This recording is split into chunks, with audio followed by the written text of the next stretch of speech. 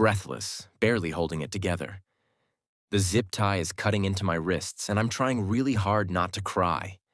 Not because I'm brave, but because the guy sitting across from me in this blacked-out SUV has a gun resting on his knee like it's a TV remote. I count my breaths. 1, 2, 3. Quietly, to himself. Okay, Wren, don't do anything stupid. My name is Wren Calloway. I'm 22 years old. I'm an Omega. And approximately 45 minutes ago, I was standing in my family's kitchen in Salem, Massachusetts, eating leftover pasta, when 4 men in tactical gear knocked on the front door like they owned the zip code. Pause. They did not knock politely. My father didn't even flinch. That's the part that keeps replaying in my head like a scratched record. The part where he didn't flinch. He just stood there, arms folded, watching them drag me toward the door. And the only thing he said, the only thing, was, "He's healthy. No suppressants in 3 weeks. You'll have no complaints." Voice cracks slightly, then steadies. 3 weeks. He'd been cutting my suppressants for 3 weeks without telling me. Do you understand what that means for an Omega? That means my scent had been bleeding out slowly into every room I walked into, and I didn't even know. I thought the headaches were stress. I thought the strange way people kept staring at me at the grocery store was just, I don't know, bad hair days. It wasn't bad hair days. Dry laugh, no humor in it. My father sold me, not metaphorically, not in some dramatic, poetic sense. He signed a document, pressed his thumb to a wax seal, and sold me, his only son, to pay off a debt I didn't even know existed. I found the contract on the floor near the doorway when they were pulling me out. Half a page. My name on it. A number with a lot of zeros. And I'm not going to tell you that number because it will make me angrier than I can afford to be right now. Exhale, slow and deliberate. The SUV smells like leather and gun oil and something else. Something darker, richer, almost warm. And I hate that my Omega senses keep trying to identify it. My biology is literally betraying me in real time. I'm zip-tied in the back of a vehicle going God knows where, and my nose is trying to find comfort in a scent, Uck muttering under his breath. Absolutely not. We are not doing that. I shift against the seat, and the man across from me, built like a linebacker, tattoo crawling up the side of his neck, glances at me once. Not threateningly, just a check. Like I'm cargo. Flatly. That lands worse than a threat would have.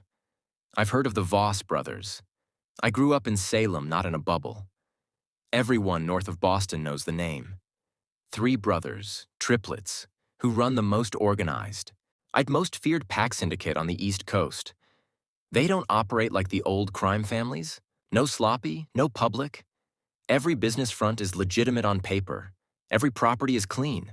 Every deal is sealed in scent and blood and silence. Voice drops. They call them the 3 points. Like a blade. I always assumed the stories were exaggerated. Rich boys with inherited power playing at being wolves. I told myself that because it was easier to sleep at night. Pause. Eyes longer this time. I was so wrong.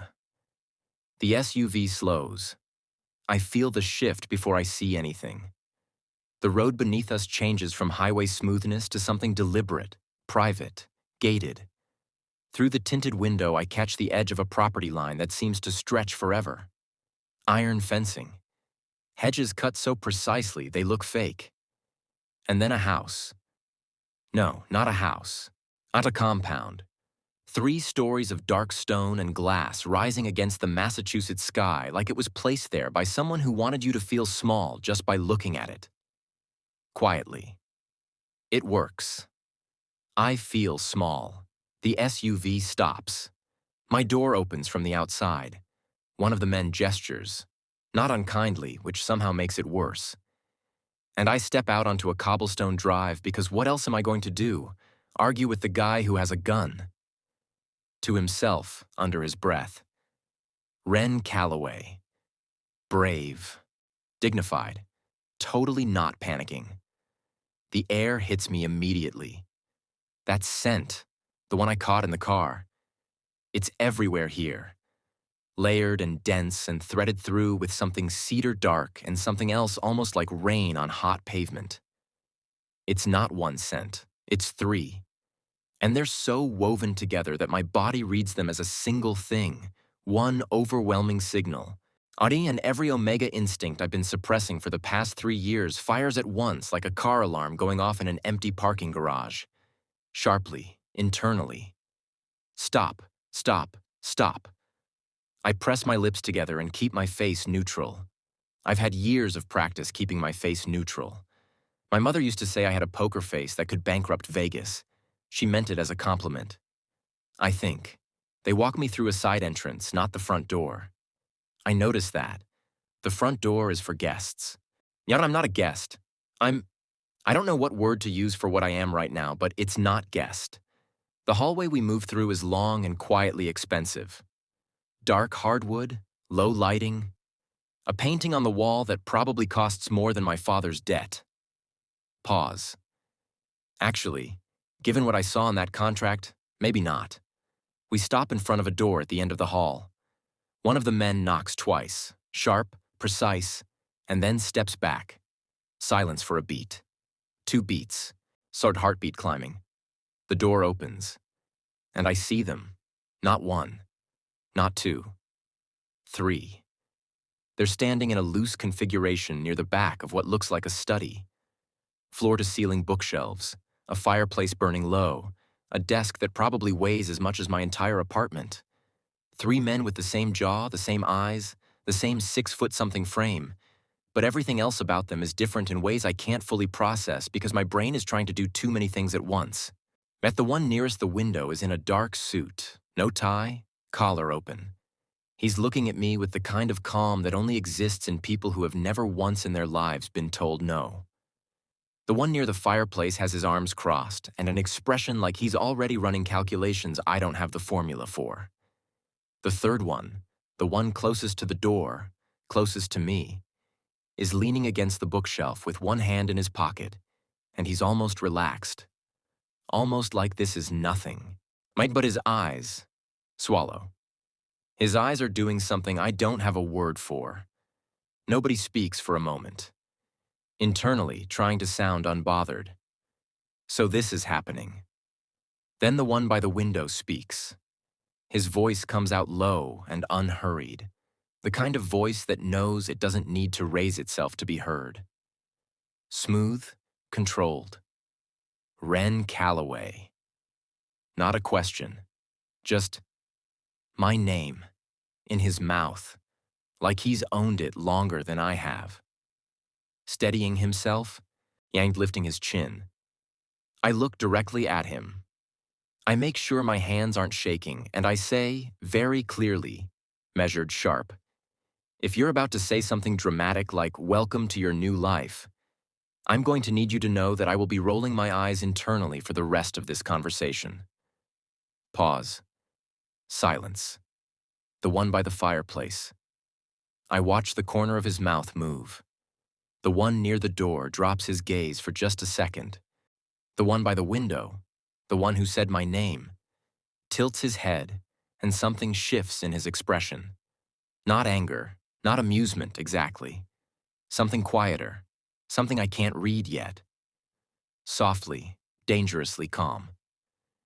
You're not afraid. Meeting his gaze, holding it. I didn't say that. Pause. I said I'd be rolling my eyes. Those are 2 different things.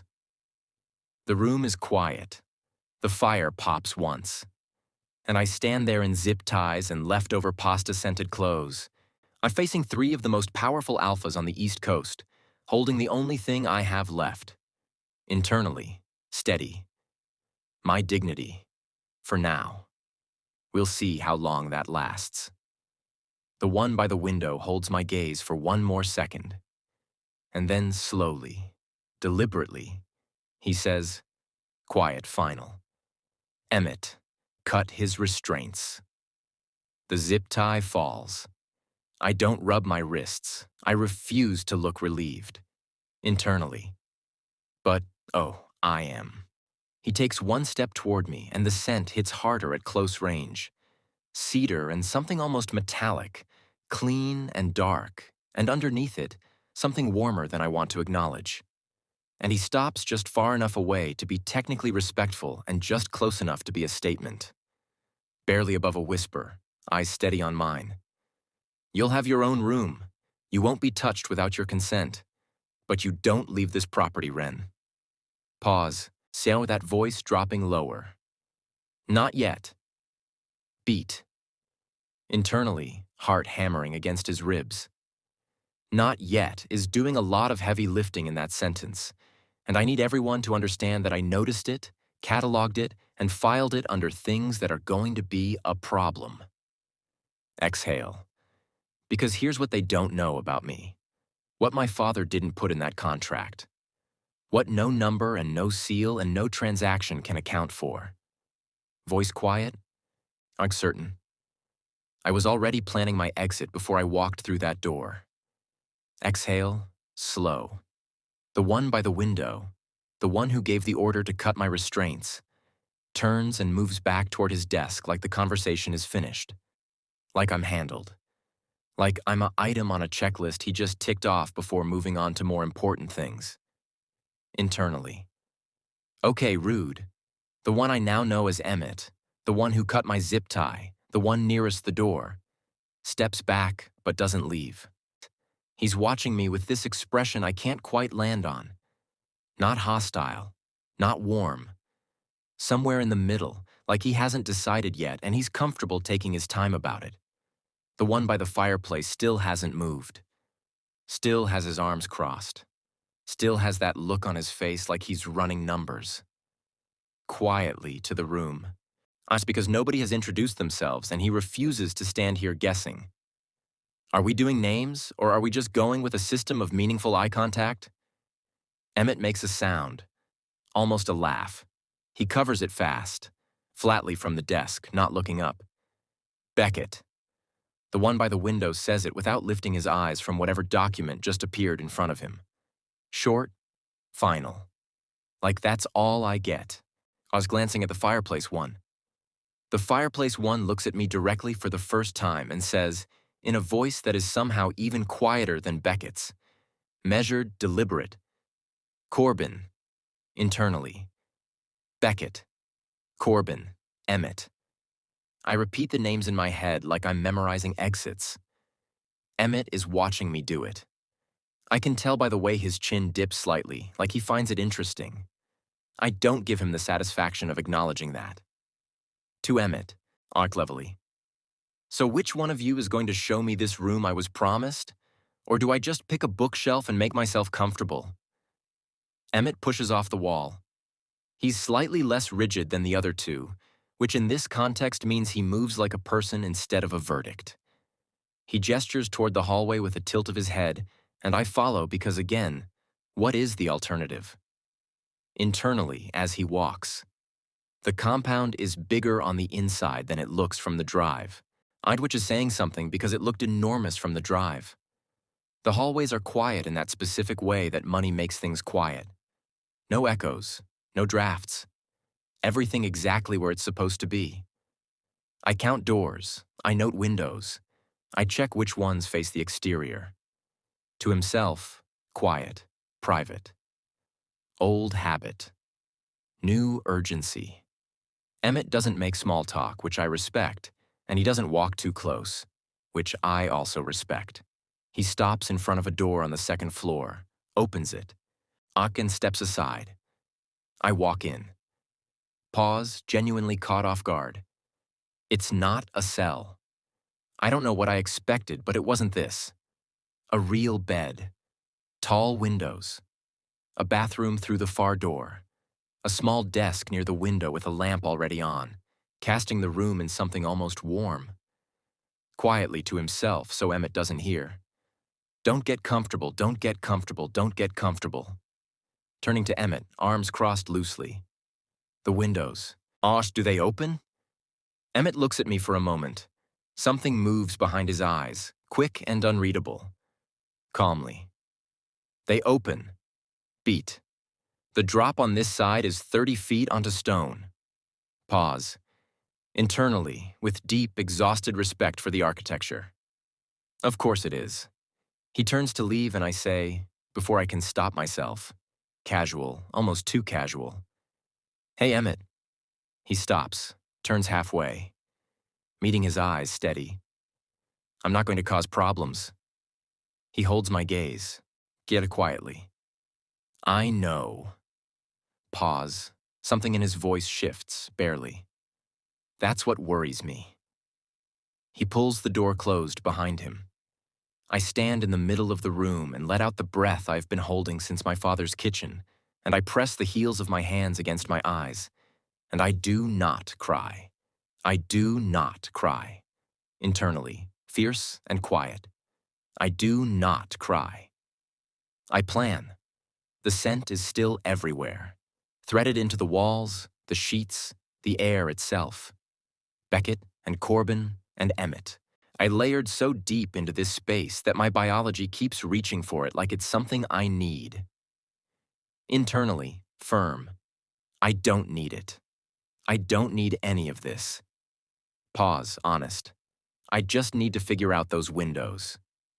Shifting, moving to the desk, sitting down, thinking. 30 feet onto stone is not ideal, but 30 feet onto stone is also a starting point, not a dead end. I've done worse math with less motivation. I pull open the desk drawer. Blank notepad. A pen. 2 paper clips. Internally, genuinely delighted. Paper clips. I pocket them both immediately because I was raised resourceful, if nothing else, and I refuse to let this situation take that from me. I'm about to start sketching the window layout from memory when the door opens without a knock and Corbin walks in carrying a plate of food. Like this is completely normal. Like he does this every evening. Like I didn't just arrive here in zip ties 2 hours ago. Staring at him. He sets the plate on the desk. Doesn't look at me directly. Just sets it down like it's a task he agreed to complete, and completion is the only thing that matters to him. The food smells real. Good, actually. Rice, something with vegetables, a bread roll on the side. My stomach responds before my pride can stop it, and I hate that. I genuinely hate that. Flatly. "You cook?" Not looking at him, moving toward the door. "Staff does." Pause. "Beckett wanted to know if you had dietary restrictions." Internally, yeah, I'm processing that. Beckett, who hasn't looked up from his desk since I walked in. Who said my name like he owned it. Who is apparently, beneath all that composed, terrifying energy, concerned about whether I can eat gluten. Out loud, carefully neutral. "No restrictions." Corbin nods once. He's almost to the door when I say, not aggressive, genuinely curious, "Why are you the one who brought it?" He stops. His back is still to me, and I watch the slight shift in his shoulders. After that particular stillness that means someone is deciding how much to give away. Turning, just slightly, not fully facing me. "Emmett suggested it. Beat. He thought you'd be less likely to throw it at someone if it was me." Pause. Internally, caught entirely off guard. That is the most unexpectedly self-aware thing anyone in this house has said to me, and I don't know what to do with it. Out loud, before he can leave. "And why would I be less likely to throw it at you?" Corbin looks at me fully now for the first time since he walked in, and there is something in his face that is not warmth exactly, but is the structural blueprint of warmth. Like warmth used to live there and left the framing behind when it moved out. Quietly. "Because you've already figured out I'm the quiet one." Beat. "And quiet things don't feel worth throwing food at." He leaves before I can respond. Sitting very still, looking at the door. Internally. I hate that he's right. I hate that he read me that fast. I hate that his scent is the warmest of the 3. Cedar and something almost like wood smoke, and it lingered in the room when he left, and my Omega senses have absolutely zero sense of self-preservation. Forcing himself to eat, picking up the fork. Focus, Wren. Eat, think, plan. I'm halfway through the plate when I hear voices in the hallway. Not arguing, not loud, but tense in that specific way where people are keeping their voices low on purpose, and low on purpose always carries further than people think it does. Beckett's voice, clipped and precise, muffled through the door. The Harlo pack already knows he's here. Someone talked. Then Emmett, lower, muffled. Then we move the timeline. Then silence. Fork pausing mid-air. Internally, very carefully. The Harlo pack. I know that name too. Everyone in Salem knows that name. The Harlos run the south side of the city, the port districts, the import networks. They've been trying to push into Voss territory for 3 years and failing, which everyone assumed was because the Voss brothers were smarter. But now I'm wondering if it's because the Voss brothers have been buying leverage. Slowly setting the fork down. Buying leverage like, say, an unmated Omega whose suppressants have been quietly stripped away for 3 weeks, whose scent is now broadcasting loud and clear to every alpha-sensitive nose in the city. Very quietly to himself. I'm not a person to them right now. I'm a signal. A territorial marker. A living, breathing keep-out sign planted on Voss ground. Standing up, moving to the window, looking out at the dark property below. Internally, something hardening in his chest. Okay, that changes the math a little. That changes it a lot, actually. Because if the Harlos know I'm here, then my father didn't just sell me to pay a debt. He handed me to the center of a war, pressing one hand against the cold glass, looking out at the iron fence in the distance. Internally, quiet and furious and completely clear-eyed. The paperclips just became a lot more important. And then footsteps stop directly outside my door. Not moving, not breathing. A knock. Single. Firm. Beckett's voice, unmistakable even through wood. Low, controlled. We need to talk, Wren. But open the door. Internally, heartbeat spiking, expression going perfectly neutral. I put the paperclips in my left pocket. I smooth my shirt. I lift my chin. Out loud, steady as I can make it. It's your house. You could just walk in. Beat waiting. Internally. Please don't actually just walk in. Pause. The handle turns. Beckett steps in and he fills the doorway in a way that is not aggressive but is also not aggressive. It is simply the physical fact of him. Mom, and the physical fact of him is a lot to process in a room this size. Not stepping back, holding his ground near the window. He looks at the half-eaten plate on the desk. Then at me. Then at the window behind me, and I watch his eyes do a quick professional sweep of exactly how close I'm standing to it. Internally. He clocked it in under 2 seconds. Outstanding. Out loud, gesturing at the chair near the desk. You can sit. You look like someone who never sits but the offer stands. Pause. He doesn't sit. Internally. Of course he doesn't. He moves to the center of the room and stops there, hands loose at his sides, and looks at me with that expression I still haven't found a name for. Calm the way deep water is calm. Nothing on the surface, but you can't see the bottom. Evenly. The Harlo pack has made contact with your father.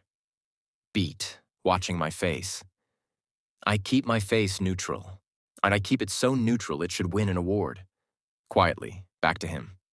Okay. Slight tilt of his head. You don't look surprised. Meeting his eyes. I heard you in the hallway. Something moves across his expression. Not anger. Closer to recalibration. Internally. Good. Let him recalibrate. Let him understand that walls are not actually soundproof when people are stressed and whispering. Beckett, after a pause, voice dropping slightly. They want you. Not because of the debt, and because you're unmated and your scent is active, and they think taking you from this property sends a message. Flatly. So I'm bait. Steady. You were bait before you arrived here. I'm telling you so you understand why the boundaries of this property are not negotiable right now. Pause. Something in his voice shifting, barely detectable, almost like honesty. I'm not telling you to scare you. Out loud, our arms crossing loosely over his chest. Then why are you telling me? He looks at me for a long moment.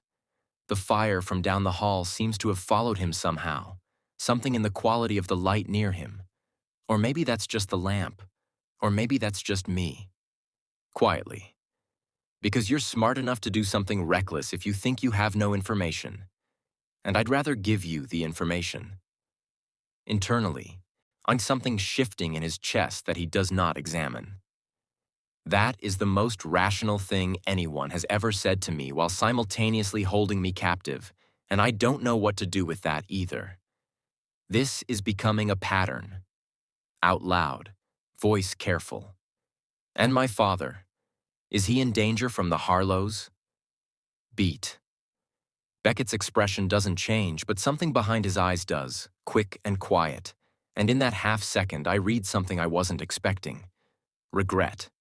Or the shape of it. On just the outline. Evenly. Your father made choices that created this situation. We're managing the consequences. Pause. That's not an answer. Softer and softer is somehow more alarming from him. No, it's not. Silence. Internally, something tightening in his throat that is not grief exactly, but is related to grief. I look out the window so he can't see my face for a second. The property stretches dark and quiet below. Iron fence at the edge. Trees past that. Somewhere beyond the trees, a city that has no idea I'm standing in this room having this conversation. Steady again, turning back. What do you want from me? Specifically, not the contract version, the actual version. Beckett is quiet for long enough that I start to think he won't answer. And then he says, low and direct, quietly, no performance in it. I want you to stay alive. Everything else is negotiable.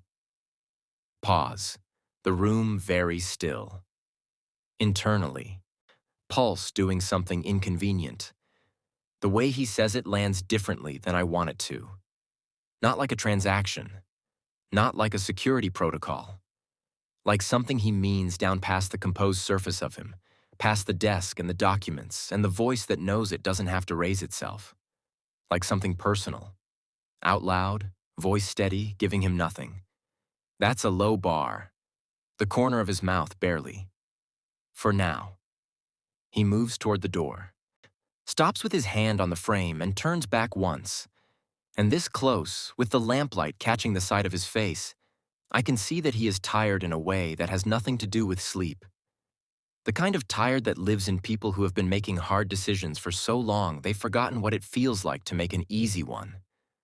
Quietly, almost to himself. The room locks from the inside. Use it. Internally, watching him go, not moving. He means for my safety. I know he means for my safety. And I believe him, which is the most alarming development of this entire evening. Pressing his back against the wall beside the window, sliding down slightly, sitting on the floor because his legs have earned it. Internally, honest and quiet. I came here with 2 paper clips and an exit plan. I am leaving this conversation with something I did not budget for. Pause. The beginning of a reason to stay. Immediately, sharply, to himself. We are not doing that. Chart beat. We are absolutely not doing that. Sitting on the floor for exactly 4 more seconds, then standing up because the floor is not a strategy. I move to the desk. I sit properly this time. I pull the notepad toward me and I write down everything I know in 2 columns. Left side? Facts. Right side? Questions. Facts. My father sold me. The Harlos want me as a territorial message. The Voss brothers know this. Beckett told me directly instead of managing me, and which means he either respects my intelligence or wants me compliant through honesty, and I haven't decided which yet. Questions. Why triplets? Why an Omega specifically? Why was the contract only half a page? What is in the other half? Pen stopping. Internally, very still. What is in the other half? I didn't finish reading it. They were pulling me out the door, and I caught the bottom edge of the page, and I saw my name and the number, and I assumed I had the full picture. But contracts have clauses. Contracts have conditions. And a debt transaction between my father and a syndicate this organized does not fit on half a page. Quietly to himself. What did he actually sign? The thought sits in my chest like a stone, and I can't do anything with it tonight because the document is not in this room, and I am not yet sure how to move freely through this house. So I write it down under questions, and I underline it twice, and I close the notepad. I'm reaching to turn off the lamp when I hear it. Not voices this time. A sound from outside, low and distant, like a car engine that cuts off too abruptly. Then nothing. Then footsteps in the hallway, fast and deliberate, more than 2 sets. Standing immediately. Internally, every nerve awake. That's not the normal rhythm of this house. I've only been here a few hours, but I already know the rhythm of this house, and that is not it. I go to the door. I press my ear against it. Emmett's voice. A sharp and close. Urgent, low. East perimeter, 2 vehicles. They're not stopping at the gate. Then Corbin, already moving away from the door. Flat, focused. Get Wren to the interior room, now. Internally. Oh, so the Harlos work fast. The door opens before I can step back, and Emmett is standing there, and he looks different than he did an hour ago. An hour ago, he was measured, readable in that almost warm way. Right now, he is fully operational, and there is no almost anything in his face.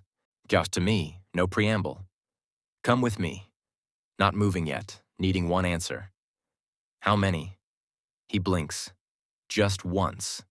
To me, recalibrating again, and I note he keeps having to do that. At least 6. Internally, doing the math. 6 Harlo men against 3 Voss brothers and whatever security is on this property. Those are not terrible odds for the Voss side if the stories are accurate. But I am an unmated Omega with active scent in a building that 6 people just decided to drive toward at speed, and I am not interested in being present for the part where someone tries to collect me. Out loud, already moving past him into the hallway. Interior room. Which direction? Emmett falls into step beside me, and I notice he positions himself between me and the east-facing windows without making a thing of it. Just does it automatically. So, in that small, precise movement does something to my chest that I put straight into the same locked box as the thing Beckett said. We move fast down the hallway. Left, then right. Then down a half staircase I didn't see on the way up and into a lower corridor with no windows and thick walls and a heavy door at the end that Emmett opens with a code I can't quite catch. Internally, logging every turn anyway. The room inside is small. Not a cell, but small. A couch. A water bottle on a side table. A panel on the wall with monitors showing exterior camera feeds. Stopping, looking at the monitors. Internally. Oh, that is useful. I move toward the panel immediately. On the screens, I can see the property perimeter, the gate, the drive. I can see 2 black vehicles stopped at the fence line. I can see figures moving outside the iron, testing the boundary. And on one of the far screens, I can see Beckett. Breath catching slightly. He's outside, standing at the top of the front steps with his hands in his pockets, like he is waiting for a car service and not for 6 armed men who drove here specifically to take me. His posture is so completely relaxed it reads as its own threat, the kind of calm that says I have done this before and it did not end well for the other side. Internally, quietly, against his will. He went outside, pushing that away, focusing on the screens. Then on the second monitor, movement I wasn't expecting. One of the Harlo men at the fence line holds something up. Not a weapon, a phone. And on the phone, even at this resolution, even on this small screen, I can make out the image displayed. Blood going cold. It's the contract. The full contract. Both pages. And on the second page, which I never got to read, I can see a clause highlighted in red. I can't read the words from here, but I can see the format, the structure, the way it's written. And something in the pit of my stomach already knows what it says before I can confirm it. Very quietly, turning to Emmett, who is watching me. "What's on the second page?" Pause, the room very still. Emmett looks at me, and for the first time since I arrived, he looks like he doesn't want to answer. Internally, that stone in his chest getting heavier. Out loud, voice quiet and completely steady. "Emmett, what did my father actually sell?" The silence stretches, and silence from Emmett is different from silence from the others.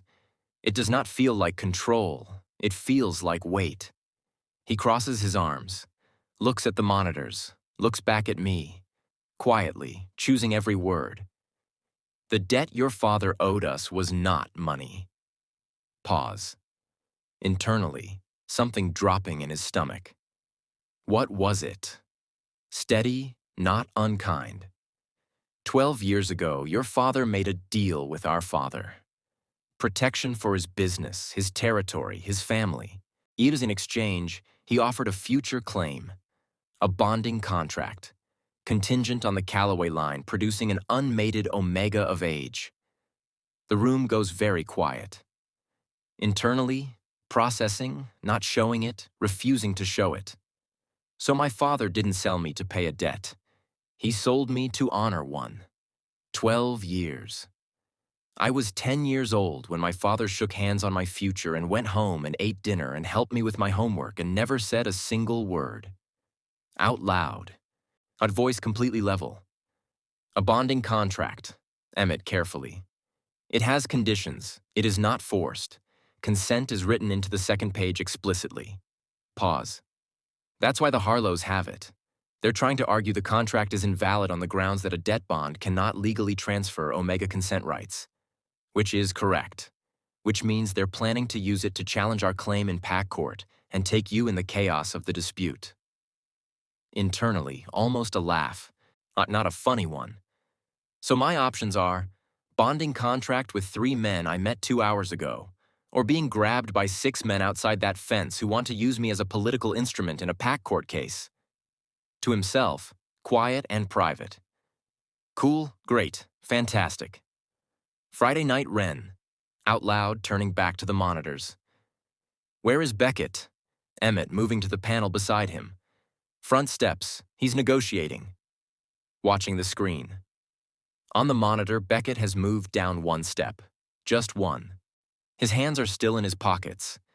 The Harlo man with the phone has moved closer to the gate, and even on a grainy security feed, I can see the body language. Aggressive, testing, looking for the line. Beckett finds the line for him. He says something. Short. I can't hear it through the monitors, but I can see the effect. The Harlo man stops moving. Actually steps back, and 2 of the figures behind him exchange a look. Internally, very quietly. What did he say? Out loud. I'm pointing at the monitor panel. Does this have audio? Emmett reaches past me and clicks a switch. Static. Then voices, exterior feed, wind distortion. Harlo man's voice carrying through the static. Aggressive, loud. The contract is contested. You have no legal claim. Hand over the Omega and we settle this without bloodshed. Then Beckett's voice, clear and completely calm. Quietly, on each word precise. You drove onto my property at night with 6 men to collect someone who arrived here of his own family's accord. I have the original contract, I have witnesses, and I have considerably more patience than you. Leave now, and I'll forget this conversation happened. Pause, that voice dropping 1 register lower. Don't leave, and I won't. Internally, I'm standing very still at the monitor. That last sentence is 4 words, and somehow the most threatening thing I've heard all evening, and I've had an extremely threatening evening. The Harlo man says something else, too low for the feed to catch. Beckett tilts his head once, the way he did in the study when I surprised him, that small recalibration. And then he turns and walks back up the steps without another word. Like it's done. Like he decided it was done, and that was sufficient. Not on the monitor, the Harlo vehicles stay still for a long moment. Then, slowly, they reverse. Internally, exhaling. To Emmett, not looking away from the screen. He just walked away from them. Quietly. He always does. It works better than staying. Pause. Makes them feel like they didn't matter enough to watch leave. Internally, filing that away, adding it to everything he is still figuring out about these three men. The door to the safe room opens. Corbin comes in first. I checks the monitors with one sweep, then looks at me in that way he has. Not direct, not avoidant, somewhere precise in between. Then Beckett. He walks in, and he looks exactly the same as he did on the camera feed, except now his scent is stronger. Fresh air caught in his jacket, something adrenaline sharp underneath the cedar, and my Omega senses catch it before I can redirect them, and it does something involuntary to my pulse that I am furious about. Levelly, onto Beckett. I know about the second page. He stops. The room shifts. Beckett looking at Emmett once, then back at me, voice careful. How much? Crossing his arms, lifting his chin. Enough. Bonding contract. Consent clause. Harlo challenge. Pause. I want to read the full document. Tonight. Silence. All three of them. Then Corbin, quiet from the corner. Simply. That's fair. Beckett looks at Corbin. Something passes between them, fast and wordless. Like the kind of communication that only exists between people who have known each other since before language. Back to me, steady. Tonight. Internally, heart doing the thing again, ignoring it aggressively. I nod once. And then, because the adrenaline is starting to metabolize and my legs have remembered they exist, and I'm tired in a way that goes all the way down, out loud, very dry. Also, I'd like to finish my dinner. Someone's going to have to reheat it. Beat. Emmett makes that almost laugh sound again. Internally, noting it, not acknowledging it out loud. Good. At least someone in this house has a sense of humor. Moving out of the safe room, back into the corridor, all three of them trailing in a loose formation behind me like this is somehow normal now. The kitchen is at the end of the ground floor hall, and it is, predictably, immaculate. The kind of kitchen that exists to perform wealth at you, and every surface clean and cool and deliberate. Corbin reheats the plate without being asked. Standing at the kitchen island, watching him, genuinely surprised. He does it carefully, too. Not just 30 seconds in the microwave. He uses the pan, adds a little water to keep the rice from drying, covers it with a lid and keeps the heat low. Internally, to himself. Do not read into that. It is rice. It is just rice.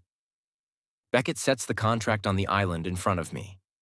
Full document, both pages. He smooths it flat with one hand and steps back, giving me space to read it, which I appreciate more than I plan to say out loud. I read it. Slowly, carefully, every line.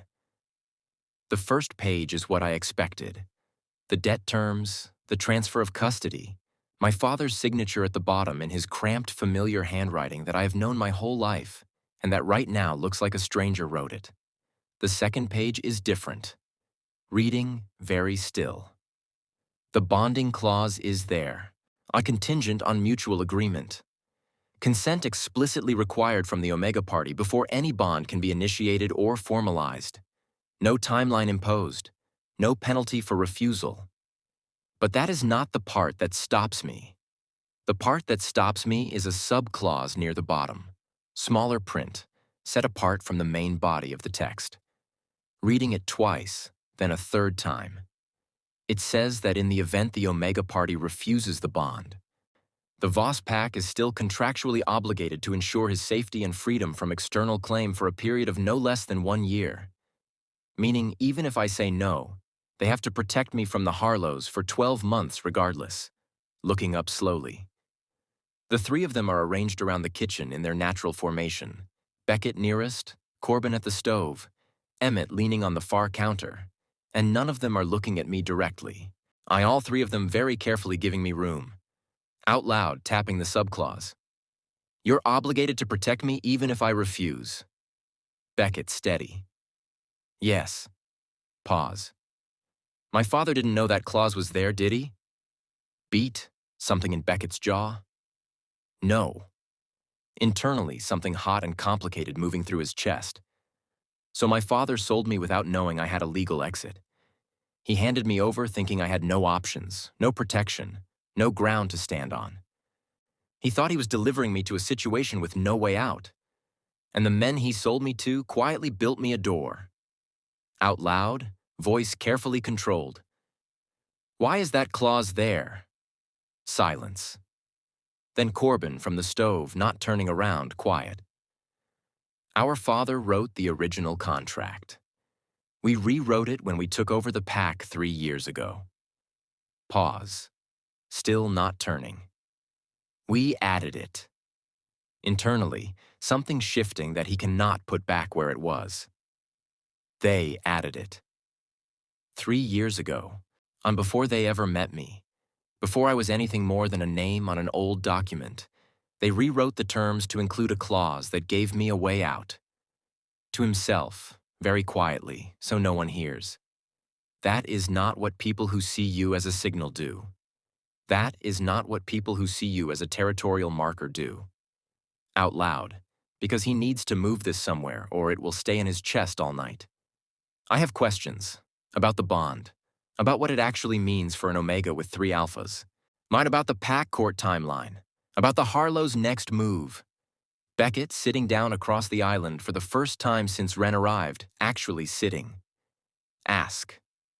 Pause, looking at him.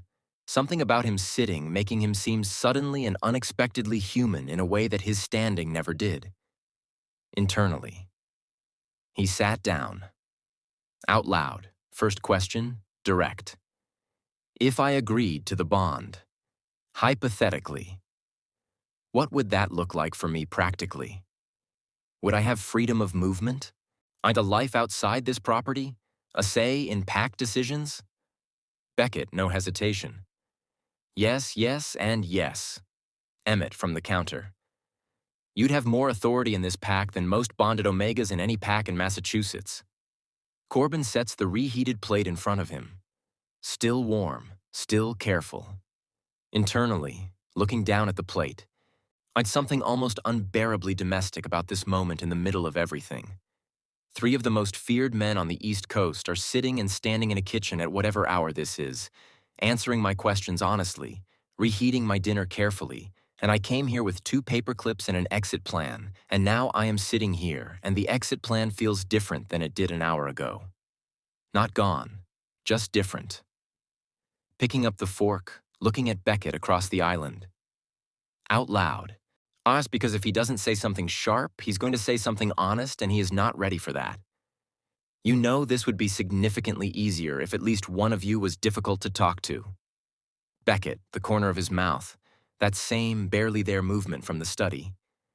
Emmett can try harder if it helps. Emmett flatly. I'm not doing that. Corbin sitting down at the end of the island, quietly. I could be less forthcoming. Internally, looking at all 3 of them, I'd something warm cracking through the armor he has been holding since his father's kitchen. To himself, honest and quiet and a little bit terrified. I came here planning to leave. Pause. I did not plan for them to make me want to stay. Finishing the last of the rice, setting the fork down quietly, not looking at any of them.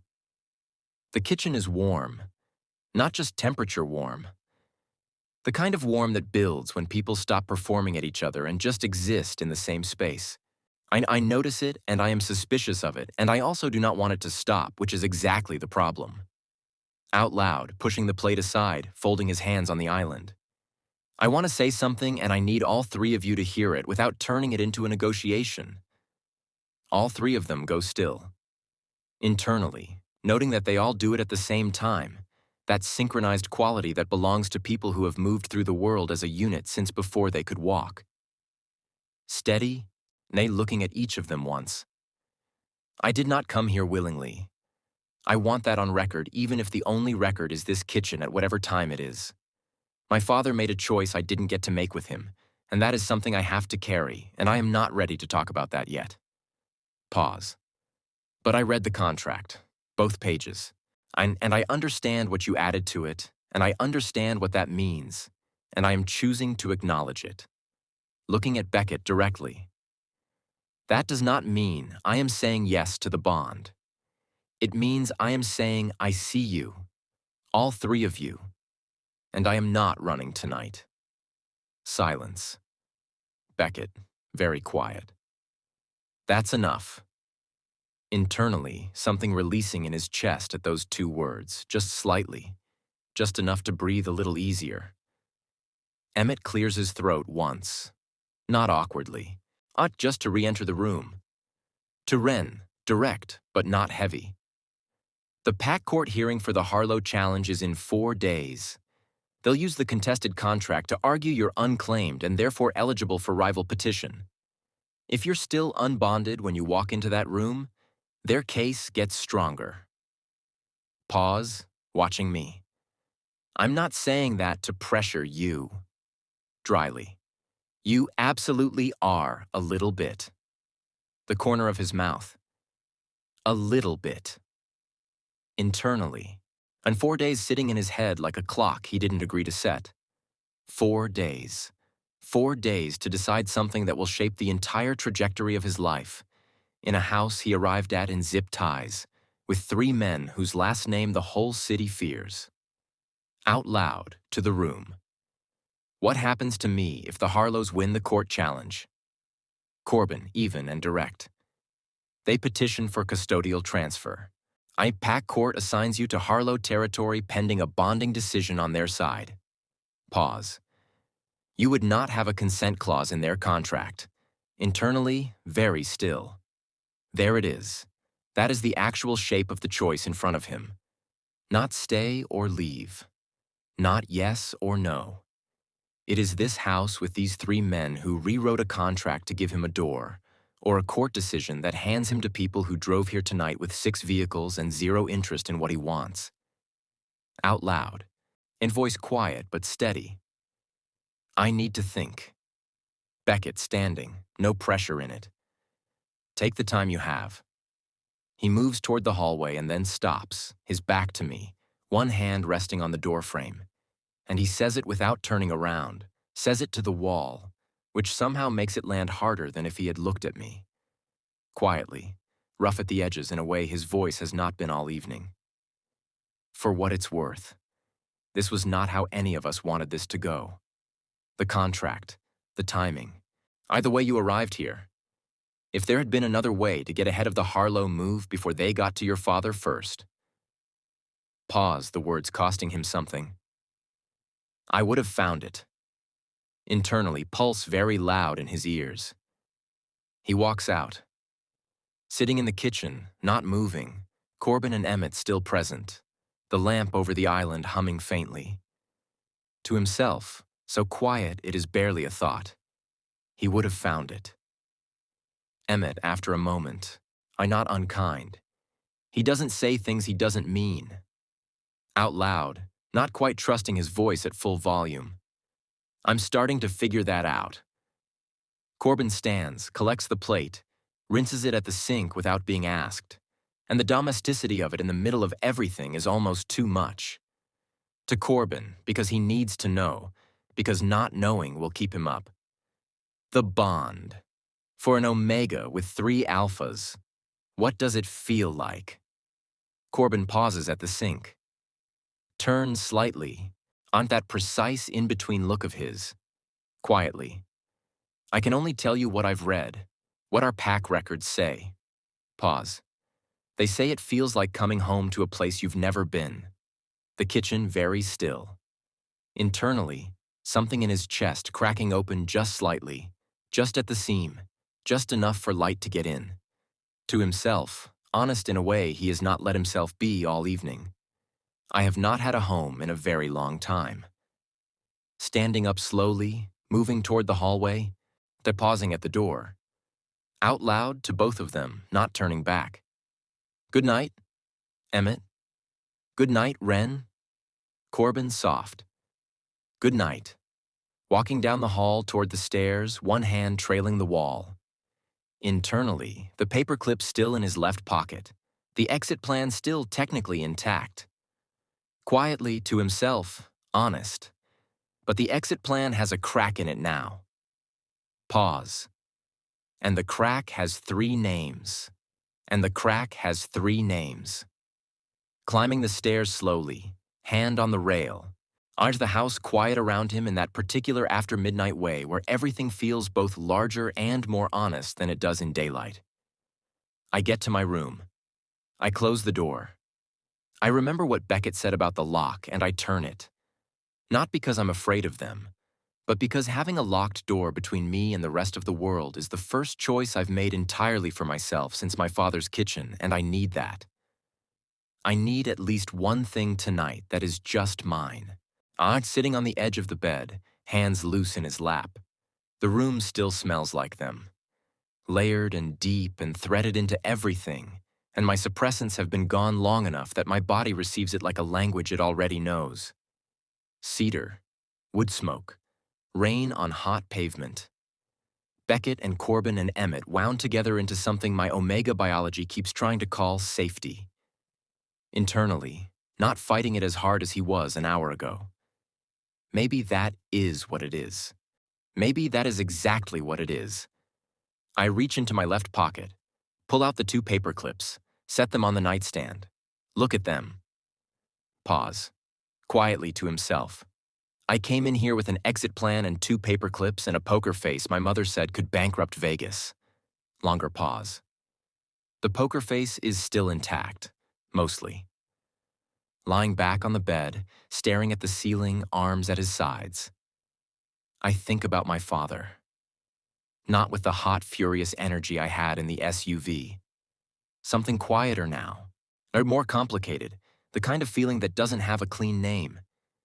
He made a choice 12 years ago and kept it from me, and that is a wound I'm going to have to look at properly someday soon. Not tonight. Tonight I don't have the bandwidth. Tonight I think about Beckett standing at the top of the front steps with his hands in his pockets while 6 armed men sat at his gate. I think about Corbin at the stove, keeping the heat low so the rice would not dry out. And I think about Emmett cutting my zip tie without being asked to make a moment of it. Internally, something settling in his chest, quiet and certain. These are not men who see me as a signal. These are not men who see me as a territorial marker or a living keep-out sign or an instrument in someone else's power play. Pause. I don't know exactly what they see when they look at me, but I know what I saw tonight. In the kitchen, in the hallway, in the way Beckett said he would have found another way and set it to the wall so I wouldn't have to watch it cost him. Sitting up slowly, reaching for the notepad on the desk, pulling it toward him, I look at my 2 columns, facts and questions. I pick up the pen. I write 1 new line under facts. Quietly, writing it. They added the consent clause themselves. Setting the pen down, looking at the line. Internally, arched the decision moving through him not like a lightning bolt but like water finding its level, slow and inevitable and right. I am not going to run. Not because I can't. Not because the exit is closed or the paperclips are useless or the windows are 30 feet above stone, although all of those things are still true. Because I woke up this morning in a life that was already decided for me by other people, and I am ending this day making a choice that is entirely my own. Standing, I'd moving to the window, looking out at the dark property, the iron fence at the edge, the trees past that, the distant lights of Salem beyond. Quietly, to himself, to the city, to the version of himself that arrived here in zip ties 2 hours ago. I choose to stay, and when the time is right, I choose to tell them that directly.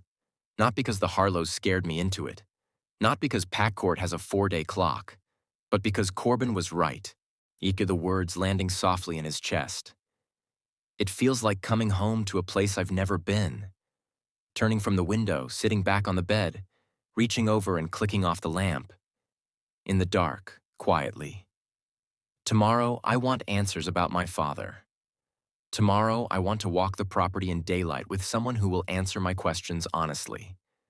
Tomorrow, I want to sit across from Beckett without a crisis forcing the conversation and find out what he looks like when nothing is on fire. Pause, and almost a smile in the dark. I have a feeling that's a rare sight.